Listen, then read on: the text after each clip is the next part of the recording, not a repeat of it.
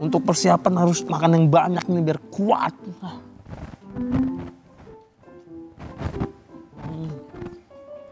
Mantap banget. Firza, Gimana deh? lo ngapain pakai baju SMA? Oh, pawai 17 Agustusan masih lama. Saya mau mengharumkan nama bangsa. Mengharumkan muka lo lucu banget ya. Mengharumkan nama bangsa bagaimana maksudnya? Saya mau ada di titik di mana orang-orang Amerika nyium wangi. Wangi apa nih? Oh, wangi Indonesia. Nah, wih, itu. Gokil banget lo. Caranya bagaimana lo pakai baju SMA maksudnya apa? Saya mau ikut Olimpiade. Udah dapat undangan resmi. Resmi Kejora? Bukan, resmi ada capnya. Oh, ada undangan Olimpiade apaan maksudnya? Ada cap dari yang ngundang sama cap kelurahannya dah, pokoknya gitu. Pada persiapannya apa aja lo? Ini, nah, udah make yang gini-gini tuh nggak? Yang kuis-kuis itu, bisa just tip gitu. Bisa jadi, kok bisa jadi. Gitu. Maksudnya undangan mana? Undangannya coba. Ada. Olimpiade ada gini-ginian. Jatuh lagi. Wah, jangan-jangan ini pertanda. Pertanda Kalau lo megangnya nggak kenceng, ya. Bener sih. Iya. Mana lihat? Nah, ini undangannya noh. Hah? Bener kan tuh? Ini mah undangan tahun berapa? Tahun 2014. Game show ini tahun 2014. Sudah telat juga lo. Lah, kayaknya typo dah. Hah? Oh iya ya, pantesan saya ngechat kagak dibales, Cing. Katanya udah jadi toko laundry katanya Iya, gitu. acaranya juga udah bungkus itu. Yah, jadi gimana dong? Saya udah latihan capek-capek, Cing, udah. Iya, salah. Lo salah nebak. tanggap. Itu bukan Olimpiade ini undangan game show, tapi udah kadaluarsa juga. Ya. Malu doang dong sama kita. Ribut-ribut rame-rame apa sih dari tadi tuh kenapa sih, Cing? Kenapa sih? Dia katanya mau ikut Olimpiade. Hah, Olimpiade apaan? Keren banget. Bohong, ternyata bukan Iya, game nggak show, bener. dia salah. Saya udah malu pakai baju ini nih. Makanya baca dulu. Ya. Jangan sampai salah, udah gaya-gaya Olimpiade. Tahu-taunya game show. Game show udah bungkus juga gitu. Ya. Mau kemana ini sekarang? Abis makan? Mau ganti dulu lah ini, padahal saya udah masih cocok loh pakai baju SMA. Nggak. Tadi foto dulu, tapi nggak nanti apa-apa. lo kalau makan ini buang tulangnya jangan sembarangan. Emang apa? Buang aja kali. Jangan dibuang, jangan dibuang. Kenapa emang? Ini bisa jadi salah satu bahan untuk memperkuat batu bata. Percaya nggak? Masa iya tulang ayam? bener. Ceker ayam bener pondasi. Bener, itu cakar ayam bener. ada. Ini adalah kalsium karbonat. Iya, buktinya ada yang menang Olimpiade Sains Internasional di Inggris gara-gara ini. Gara-gara ini? Iya, tulang ayam. jadi ceritanya nih ada 3 sekawan pelajar dari Bandung dan Cianjur yang mengolah tulang ayam jadi bahan bangunan yang ramah lingkungan. Gak percaya kan? Ya. Kita lihat nih liputannya. Siapa sangka limbah tulang ayam mengantarkan 3 pelajar asal Cianjur dan Bandung menang Olimpiade Sains Internasional di London, Inggris. 3 sekawan itu adalah Zahran Mulkan, Fiandra Satria, dan Muhammad Haikal, siswa SMP Pribadi Bandung, Jawa Barat. 3 pelajar ini membuat proyek inovatif batu beton ramah lingkungan dari campuran limbah tulang ayam. Talenta emas 3 sekawan ini membawa mereka jadi juara di International Greenwich Olympiad 2025 akhir Juni lalu. Ketiganya berhasil mengalahkan 350 peserta lain yang berasal dari 53 negara. Prestasi besar yang ternyata muncul dari keresahan sehari-hari. Yaitu ketika makan siang, yang dimana seringkali menunya adalah ayam, tulang-tulang ayam, sisa-sisa limbah tulang ayam itu tidak diolah kembali. Lalu Zahran, Fiandra, dan Haikal pun bereksperimen dan meneliti limbah tulang ayam yang berpotensi jadi salah satu campuran untuk bahan bangunan ramah lingkungan.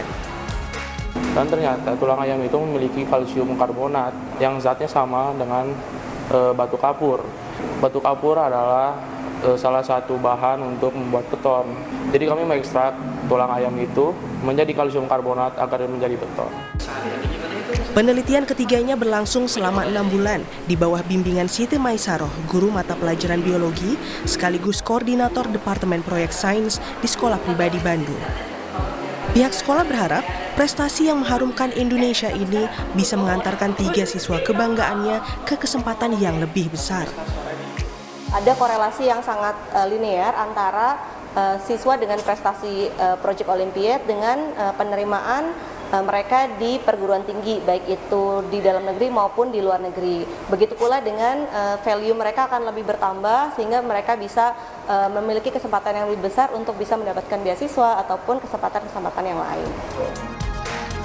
Setelah menyabet gelar juara Olimpiade Internasional, Zahran, Fiandra, dan Haikal berencana mengembangkan penelitian lebih lanjut terkait proyek batu beton campuran tulang ayam ramah lingkungan.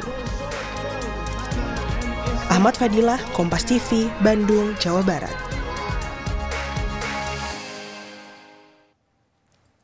Dan sudah hadir langsung di studio Kompas TV Wakil Menteri Pendidikan Tinggi, Sains dan Teknologi Profesor Stella Christy. Selamat malam. Selamat malam Mbak Friska. Hadir juga ini 3 kawan-kawan berprestasi kita. Teman sebaya saya ini. Pada zamannya waktu itu, Cing. Iya. Sebaya anaknya Cing Abdel. Betul. Ya. Ada. Gak kelihatan kok Cing Abdel. Gak kelihatan ya. Bener Gak kan? kelihatan mudanya saya. Gak kelihatan bedanya. Sudah hadir nih 3 pelajar yang membanggakan. Ada Zahran Mulkan. Zahran ya. Lalu ada Fiandra Satria. Halo semuanya. Halo, dan juga Muhammad Haikal, siswa SMP Pribadi Bandung, Jawa Barat yang juara Olimpiade Science International di London, Inggris. Tepuk tangan yang paling meriah. Dan juga hadir Ibu Mei, guru pembimbingnya ya. Selamat malam Bu Mei, hadir lewat Zoom. Malam Bu Mei. Bu Mei ini telat 2 bulan ya. Sekarang udah Juni ya. Canda. Komedi ini. Komedi. Iya. Halo Bu Mei, selamat malam. Selamat malam Bu Mei. Ya. Pertama-tama kita tanya dulu ya Prof ke kawan-kawan ini, gimana sih ceritanya kalau dari penilaiannya sehingga teman-teman ini bisa menjuarai Olimpiade Science International di Inggris? Siapa yang mau cerita? Boleh. Sulit. Boleh. Jadi awalnya itu kita memulai proyek ini pasti ada research awalnya dulu yang kita lakukan bersama teman-teman dan juga Miss Mai. Nah, jadi awalnya ini kenapa sih kita memulai untuk membuat proyek ini? Karena kita setelah melakukan research kita melihat bahwa yang namanya eksploitasi terhadap kapur sudah sangatlah besar gitu di Indonesia. Dan juga di sekolah kami kita juga mempunyai limbah tulang ayam ya yang sangat masif dan tidak terkontrol dengan baik dan tidak dikelola dengan baik. Nah, setelah kita melakukan riset lebih lanjut, kita menemukan nih bahwa di dalam tulang ayam itu mengandung kalsium karbonat yang umumnya bisa digunakan pada beton. Dan disitulah kita memulai untuk membuat proyek ini, yang dimana kita menggunakan tulang ayam untuk dibuat menjadi komposit beton. Ya, ya. Di pembagian tugasnya gimana sih Haikal? Siapa yang nyari tulang ayam dan siapa yang ada pembagian kerjanya gimana Haikal? Pastinya ada pembagian tugas-tugas masing-masing.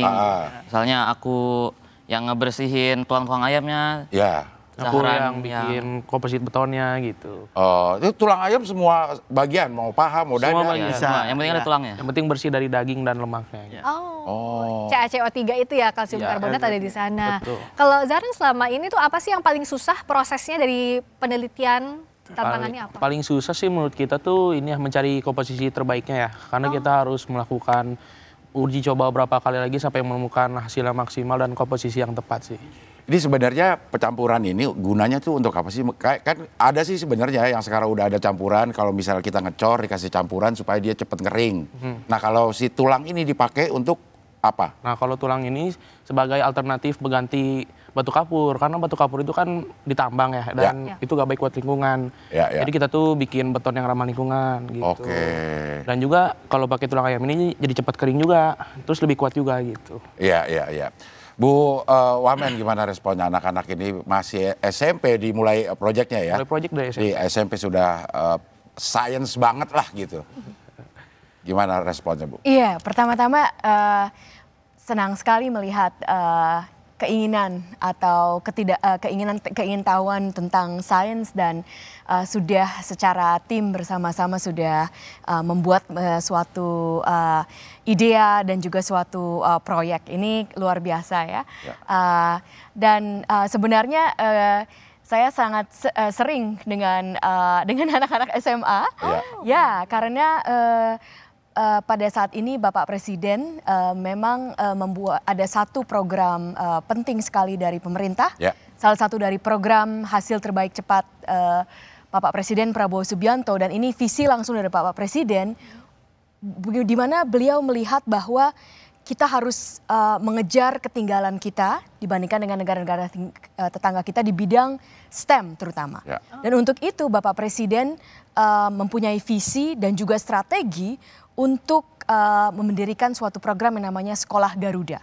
Sekolah Garuda ini adalah di tingkat SMA, tetapi ditaruh di Kementerian Pendidikan Tinggi, Sains dan Teknologi, karena Bapak Presiden menginginkan ini agar bersatu dengan pemikiran dan persiapan untuk ke universitas, akan menembus perguruan tinggi top di dunia, terutama sekali mempersiapkan anak-anak terbaik bangsa di seluruh pelosok Indonesia.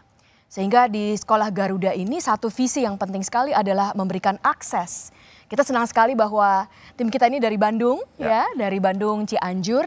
Dan tadi saya bilang, wah ini saya sebenarnya sering sekali melihat dan berbicara, berdiskusi dengan anak SMA. Kebetulan dari Aceh sampai Papua, ini sudah saya kunjungi. Bagian dari Sekolah Garuda itu ada dua skema. Satu Sekolah Garuda Transformasi, di mana kita bekerja sama dan membina sekolah yang sudah ada, SMA yang sudah ada. Dan kita membangun sekolah yang baru, karena Bapak Presiden ingin memberikan akses. Ya. Jadi mungkin kalau begitu saya ceritakan, di mana-mana tadi polanya sama. Jadi waktu saya ke SMA 10 Fajar Harapan di Aceh, ataupun ke SMA Averos di Sorong, nih sudah semua. Ini ataupun di Man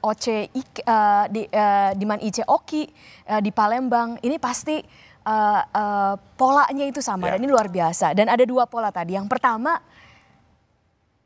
mikir dulu, diskusi dulu dengan teman-teman dan brainstorming dan Guru Ume untuk melihat suatu permasalahan. Ini sebenarnya yang paling sulit. Jadi kalau kita lihat dari ilmuwan atau saintis, yang pertama yang paling sulit itu memetakan masalahnya. Itu sebenarnya yang paling sulit.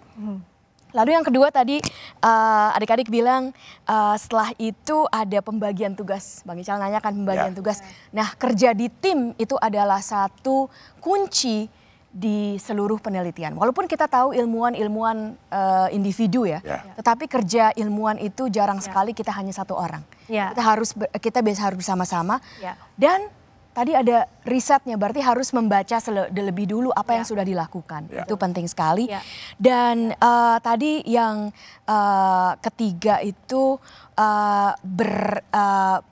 harus bisa berkolaborasi bersama-sama ini untuk harus kompak.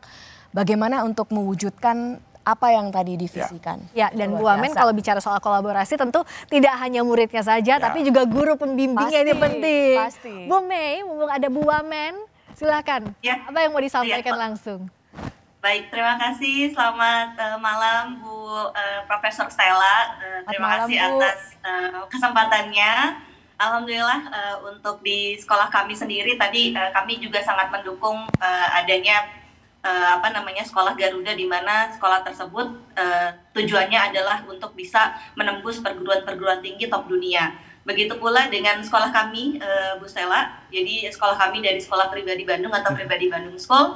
Kebetulan di sekolah kami juga menerapkan kurikulum Cambridge dan kurikulum nasional, di mana salah satu tujuan dari siswa-siswa kita adalah bisa menembus ke perguruan tinggi dunia, seperti itu.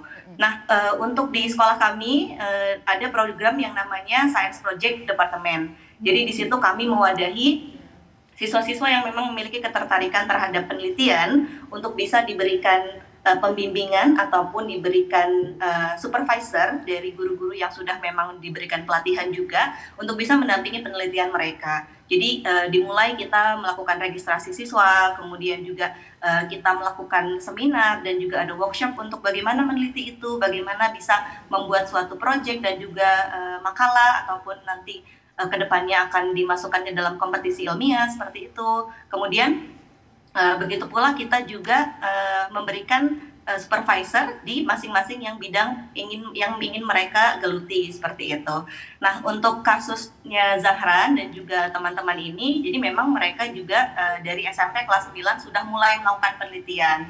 Dan di kelas 10 ini kami juga mencoba lebih luas lagi gitu untuk melihat apa permasalahan yang ada di sekitarnya, terutama di wilayah Jawa Barat. Karena kan memang kami ada di Jawa Barat, ternyata ada nih permasalahannya, yaitu salah satunya adalah kita melihat kalau kita dari Jakarta ke Bandung gitu ya, Profesor Stella mungkin pernah melihat di area Padalarang itu gunungnya udah makin habis karena diambilin tuh tambang kapurnya gitu. Nah, kemudian kita diskusi, kita brainstorming kira-kira apa nih solusi yang bisa kita hadirkan. Kemudian kami juga dari tim supervisor teacher, kemudian dari sekolah juga memfasilitasi anak-anak dengan memberikan akses untuk jurnal-jurnal dan juga riset-riset yang memang sudah dilakukan sebelumnya itu agar mereka bisa mengetahui dan juga bisa melihat polanya seperti apa dan juga bisa merancang metode untuk penelitiannya. Nah, pasti Bu Wamen juga ingin merespons Bu Mei dengan tadi yang sudah disampaikan, bahkan punya departemen sains sendiri di sekolahnya. Seperti apa? Tapi nanti usai jeda di Sapa Indonesia Malam Akhir Pekan.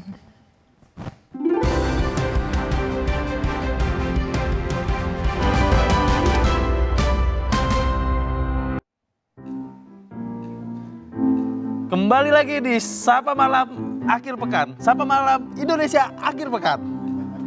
Sapa Indonesia Malam. Sapa Indonesia.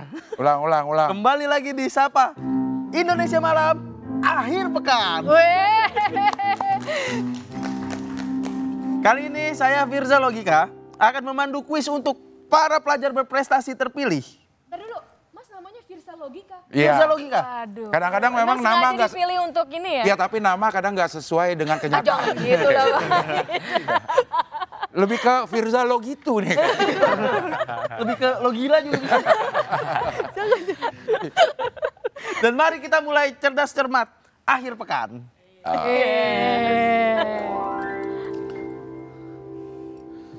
Untuk pertanyaan pertama rebutan ya. Aturannya dong, kasih tahu aturannya, orang main aturannya gimana. Langsung. Pokoknya nanti saya ngelempar soal, siapa yang bisa siul. Ya, usah dong. Kalau nggak pakai bel, ting gitu. Oh, oke. Coba cek belnya dulu. Keren. Emang tahu bedanya kayaknya sama semua. Di game masternya nggak? Ahli dengar bunyi. Oh, oke, frekuensi ya, science. Oke. Saya kan kelelawar. Oke, pertanyaan pertama pilihan ganda. Oke. Bunga apakah yang memiliki bau menyengat seperti bangkai dan merupakan bunga endemik Sumatera, Indonesia? Kamu. Siapa namanya, ayo? Siapa namanya? Ayo. Main kamu aja. Kiandra. Kiandra boleh. Jawabannya adalah B, bunga Rafflesia arnoldi. Kita cek dulu. Kling, kling, kling, kling, kling. Lah, betul. Mas, jawabannya. Dia jawab bunga Rafflesia arnoldi. Salah. Tapi kayaknya bahasa... Boleh dilempar ya? Oh, udah dijawab tapi ya? Bahasa Latinnya kayaknya iya deh. Rafflesia arnoldi, bahasa Latinnya bunga bangkai bukan, Mas? Bunga bangkai itu nama tongkrongan. Oke. Maksudnya bahasa Nongkrongnya. Lanjut. Soalnya endemik Sumatera. Iya. Arnoldi bukan endemik Sumatera. Oke, langsung. Pertanyaan kedua. Ya. Dengarkan baik-baik. Enggak, lo bacanya yang bener. Kita semua udah denger baik-baik. Samudra terbesar dan terdalam di dunia adalah, ya kamu, Pasifik. Pasifik. Jawabannya kita cek. Kling, kling, kling, kling, kling, kling, kling, kling. Betul, benar dan betul. Oke. Selanjutnya, poin untuk kamu baju putih. Siapa namanya? Zahran. Ini pertanyaan ketiga ya. Ya. Buat kamu masih 0. Unsur kimia yang paling melimpah di atmosfer bumi adalah kling kling kling kling kling saya. Haikal. Oksigen. Oksigen. Nitrogen. Nitrogen. A apa C? Yakin nggak? C. A apa C? C. A apa C? Udah. Lo yang ngantem. Dia udah bilang C. Lama-lama kita yang emosi nih. Oke, kita cek jawabannya. Kling kling kling kling kling. Jawabannya betul dan benar. Benul. Skornya 1-1 dan 1. Satu. Pertanyaan keempat. Oke. Siapakah ilmuwan yang menemukan hukum gravitasi? Oke, Haikal. Isaac Newton. Isaac Newton. Apa? Isaac Newton. Isaac Newton. Apakah benar jawabannya? Kling kling kling kling kling kling kling kling kling. Betul. Haikal poinnya ada 100. Kan dia 2 kali benar. Udah 2 kali, 200 dong. Kan 50-50. Iya. Saya. Oke. Ya. Gitu, dibagi 2. Oke. Persaingan ini semakin sengit ternyata untuk menentukan siapa yang paling cerdas dan paling cermat. Saya akan menampilkan pertanyaan pamungkas. Oke. Poin dari pertanyaan ini adalah 3 juta. Jadi pertanyaan yang tadi tidak perlu. Yang penting jauh menang banget, dari 50 ke 3 juta. Gambarnya ini. Nah, Bu Wamen juga Semuanya boleh boleh kalau ikut. mau nebak, Bu. Waktu 30 detik dimulai dari besok lusa. Ya, kelamaan. Dari sekarang. Separuh. Ini yang paling atas aja nih. Semuanya. Oh, Suruh ngapain? Separuh. Separuh. Itu Del, oke kamu. Apa? Separuh jiwaku. Zara.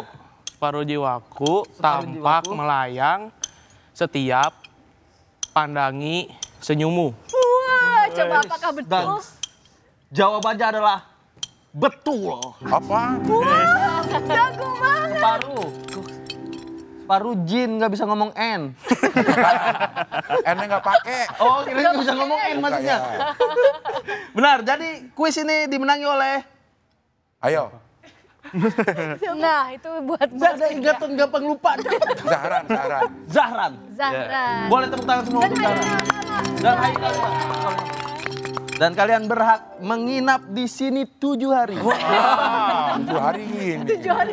Iya. Terima kasih. Saya Firza Logika. Pamit. Mwah. Tepuk tangan dong buat Firza Logika. Itu tadi ya, cerdas cermat akhir pekan yang bikin kita puyang ya, Ci? Puyang. Kayak nggak cerdas juga, nggak cermat juga kayaknya. Iya.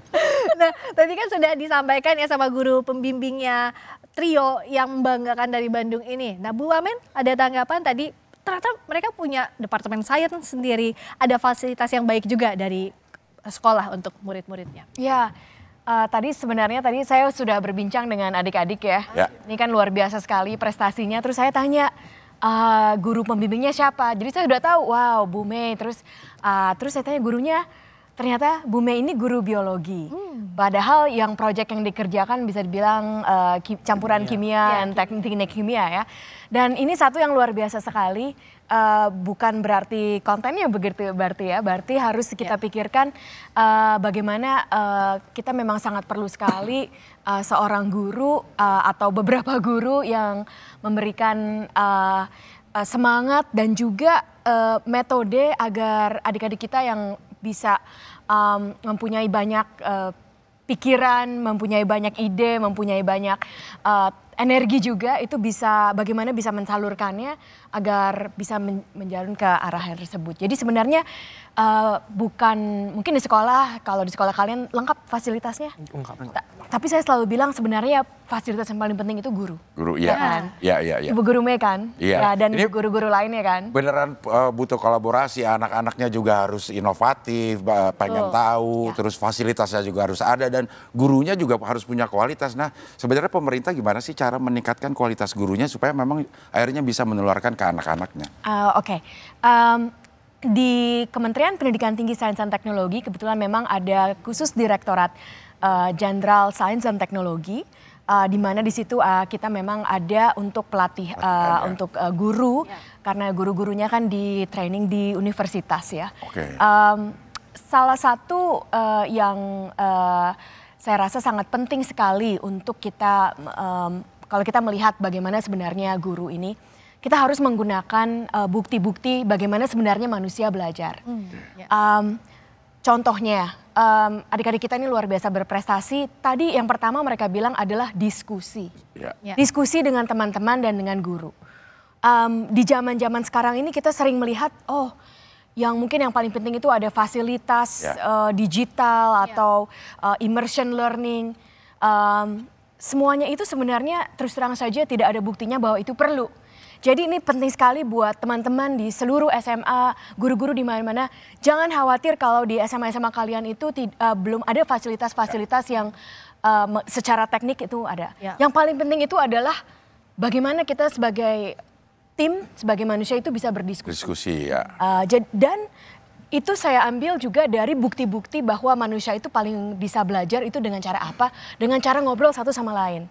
Kalau tadi udah hari ini ditanyain cerdas cermat karena Mas Firza yang nanya terus lucu, ini pasti ingat terus kan jawabannya. Walaupun tadi ada yang salah, terus malah kan ingat terus karena satu sama lain. Itu adalah bukti dari penelitian-penelitian bagaimana sebenarnya manusia itu bisa belajar.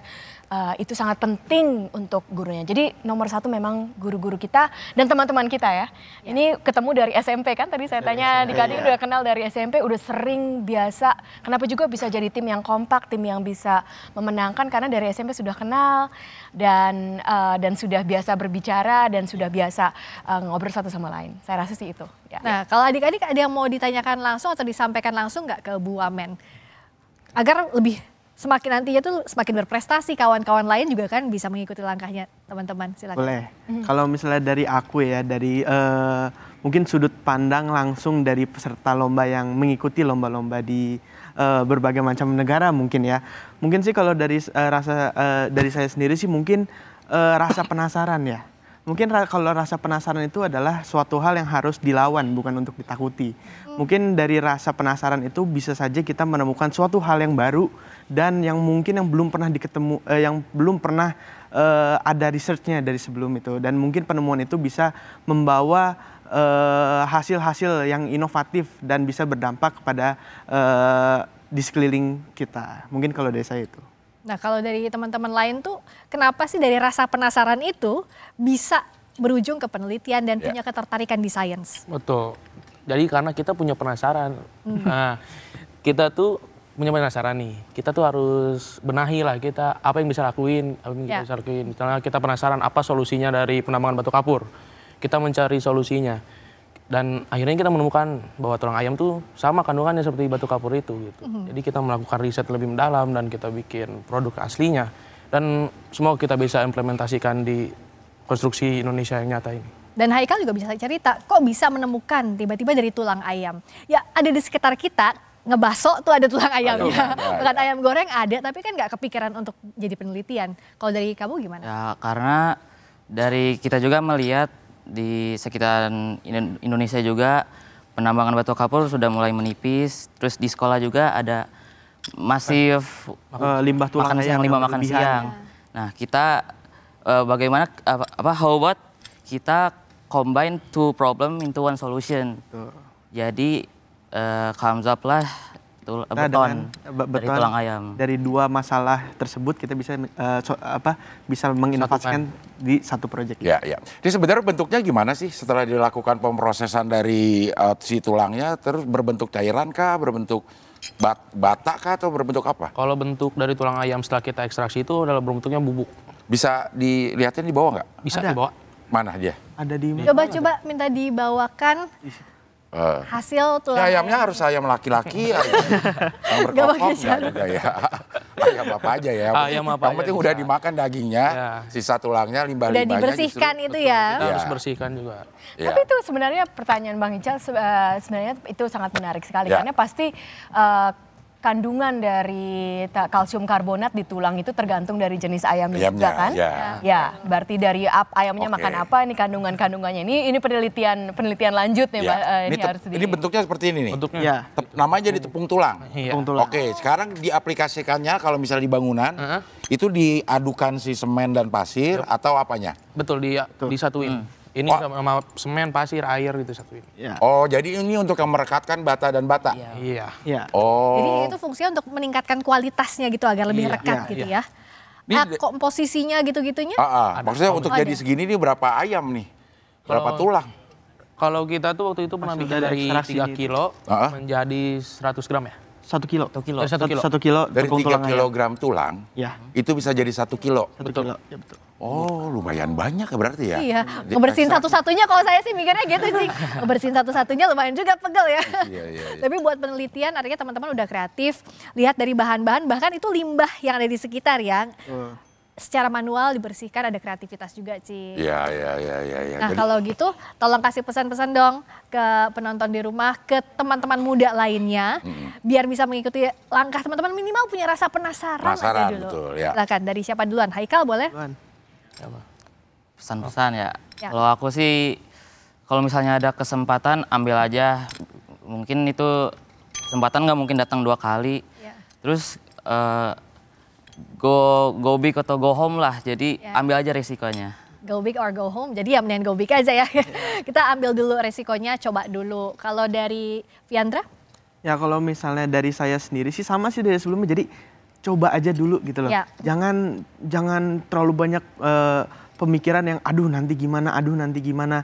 Ya kadang kita juga sama kok. Jadi di dalam yang namanya project itu yang namanya trial dan error itu pasti ada aja. Dan mungkin dari trial dan error itu bahkan kita bisa menemukan suatu inovasi yang baru. Jadi coba dulu aja. Jadi jangan banyak OVT ya, jangan banyak overthinking ya kalau Gen Z sekarang. Dari Zahran?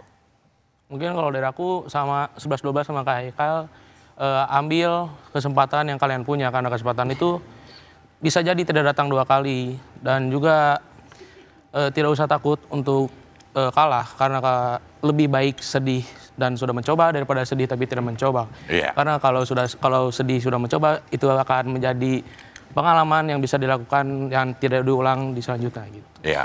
Kesempatan itu memang datang pada saat yang pas. Kalau kekecilan itu kesempitan. Betul dia. Bener.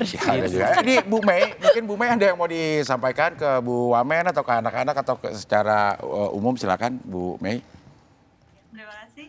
Tadi betul sekali apa yang disampaikan oleh anak-anak gitu. Kalau misalkan alhamdulillah kalau misalkan di sekolah kami memang kami sudah bisa memfasilitasi anak-anak untuk bisa mengembangkan penelitian. Kami juga berharap ini tidak hanya di sekolah kami saja, tapi ini bisa kami bagikan juga ke sekolah-sekolah yang lain di Indonesia, di mana kami melihat bahwa ketika seorang siswa gitu sudah bisa memiliki pengalaman dalam bidang penelitian, mereka akan menjadi memiliki value yang lebih untuk kedepannya seperti itu. Dan juga penelitian tersebut tadi kata Bu Wamen ya, di situ ada proses berpikir, ada proses berdiskusi, di mana siswa tersebut tidak hanya belajar di kelas secara teoretikal, tapi bisa juga mempraktekkannya secara langsung.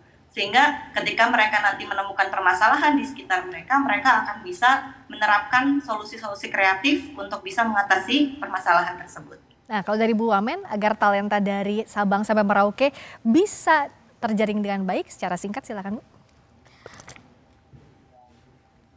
Kita tahu dan yakin bahwa di seluruh pelosok Indonesia dari Sabang sampai Merauke itu pasti ada Einstein dan Marie Curie.